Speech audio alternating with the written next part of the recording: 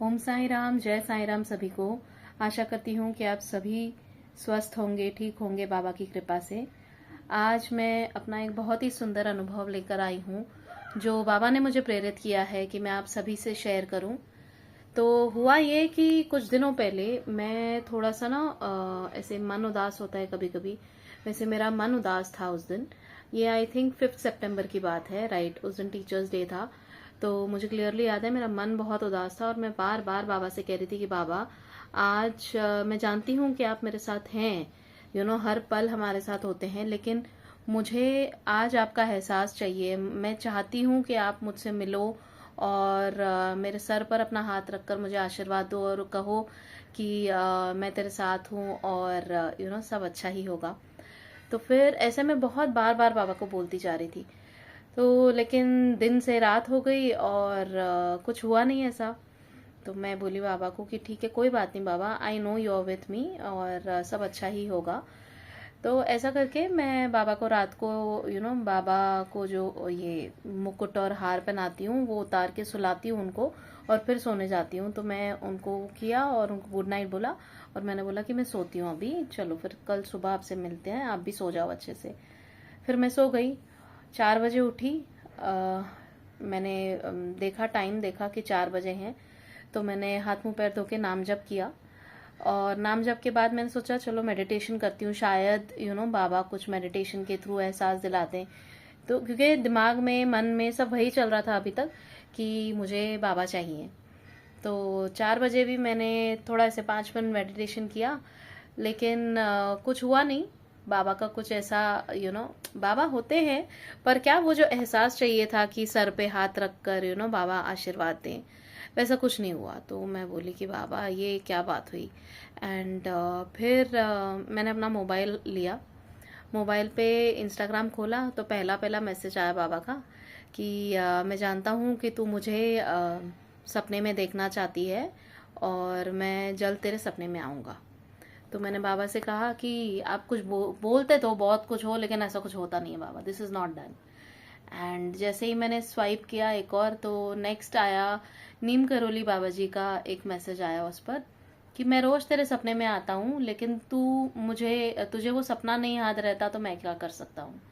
तो मैंने बोला बाबा कि ये सपना याद रहना या नहीं रहना भी आपकी लीला होती है। आप जहाँ चाहते हो कि हमें सपना याद रहे वो हमें एकदम अच्छे से याद रहता है। ऐसा हो ही नहीं सकता कि मैं भूल जाऊं फिर वो सब भी आपकी लीला होती है, आपकी कृपा दृष्टि होती है।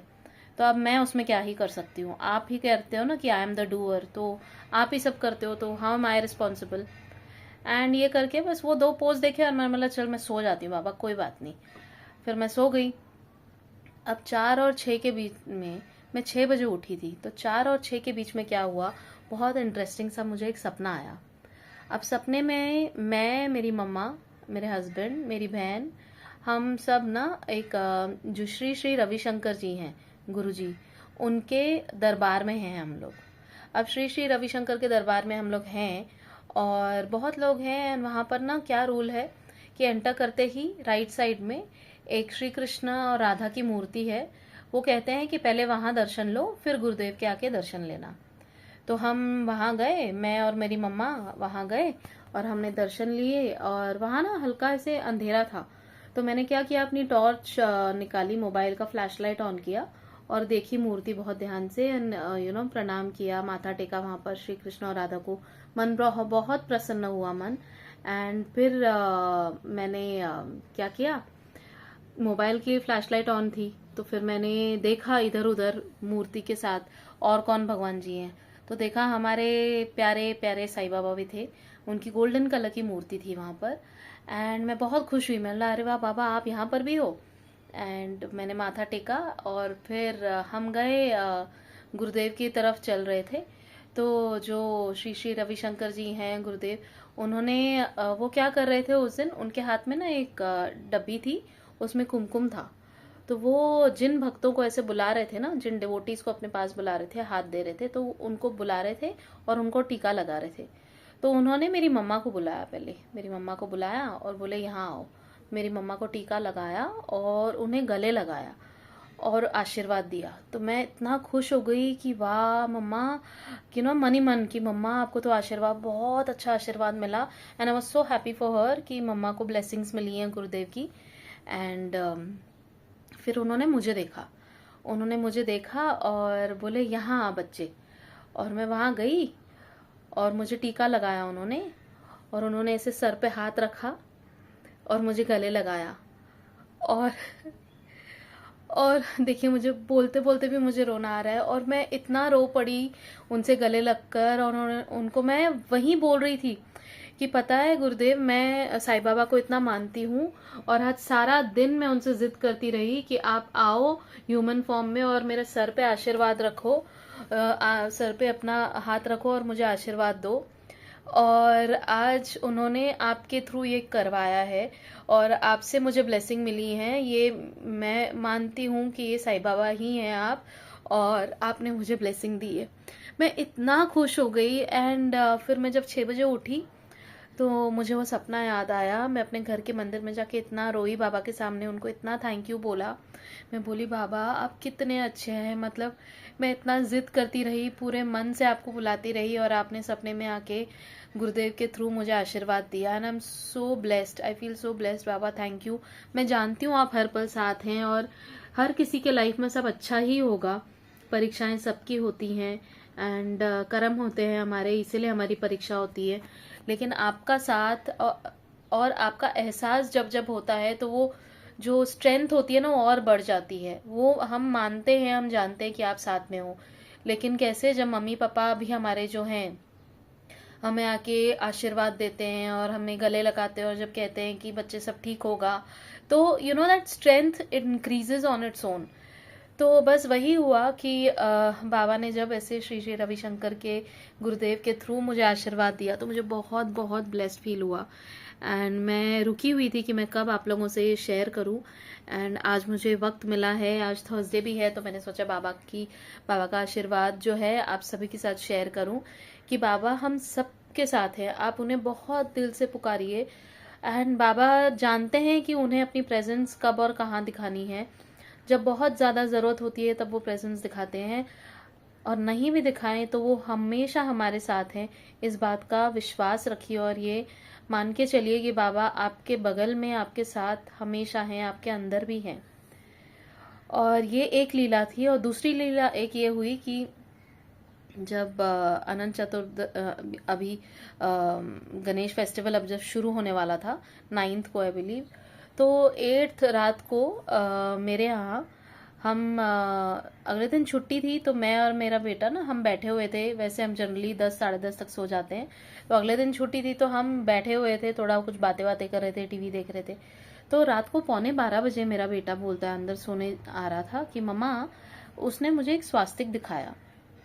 स्वास्तिक मैं आपको फोटो शेयर करूंगी साथ में उसका इसी वीडियो में।